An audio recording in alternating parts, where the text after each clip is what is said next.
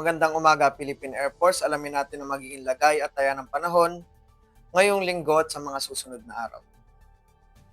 Sa kasalukuyan ng ating minomonitor na bagyo sa labas ng Philippine Area of Responsibility na si formerly Bising o may international name na Severe Tropical Storm Danas ay huling namataan sa layong 400 km west of Itbayat, Batanes.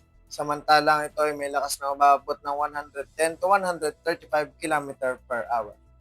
Ito ay patuloy na kumikilos at ng mabagal sa direksyon ng north-northeastward.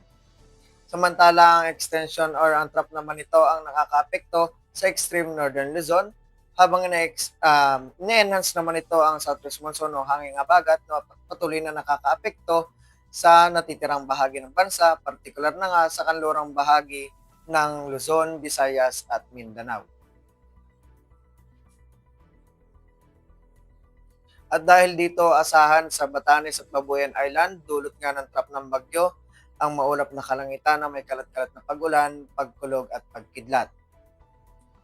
At para naman sa Metro Manila, Cordillera Administrative Region, Calabarzon, Mimaropa, the rest of Cagayan Valley at Central Luzon, asahan din ang maulap na kalangitan na may kalat-kalat na pag-ulan, pagkulog at pagkidlat, dulot naman ng enhanced southwest monsoon. Samantalang sa Ilocos Region, Zambales at Bataan, asahan din ang occasional rains, dulot rin ng southwest monsoon. Habang ang natitirang bahagi ng Luzon ay makakaranas ng bahagyang maulap hanggang sa maulap na kalangitan na may pulo-pulong pag-ulan, pagkulog at pagkidlat. At para nang sa Western Visayas, Negros Island Region, Zamboanga Peninsula at BARMM, asahan ng maulap na kalangitan na may kalat-kalat na pag-ulan, pagkulog at pagkidlat, dulot pa rin ng southwest monsoon. Habang natitirang bahagi ng Visayas at Mindanao ay makakaranas ng bahagyang maulap hanggang sa maulap na kalangitan na may pulo-pulong pag-ulan, pagkulog at pagkidlat. At para naman sa magiging lagay ng panahon sa susunod na 3 araw mula Lunes hanggang Miyerkules sa Metro Manila, Cavite, Angeles at Lipa ay makakaranas ng maulap na kalangitan na may kalat-kalat na pag-ulan, pagkulog at pagkidlat.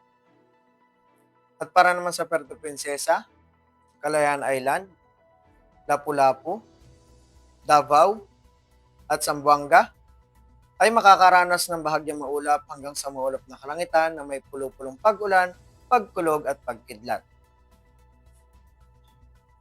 Ang araw ay sumikat kaninang 0532 ng umaga at muli itong lulubog mamayang 1830 ng gabi. Meron tayong 82% moon illumination increasing. At para manatiling updated sa lagay ng panahon, i-follow lamang Air Force Weather Center sa aming mga official social media accounts.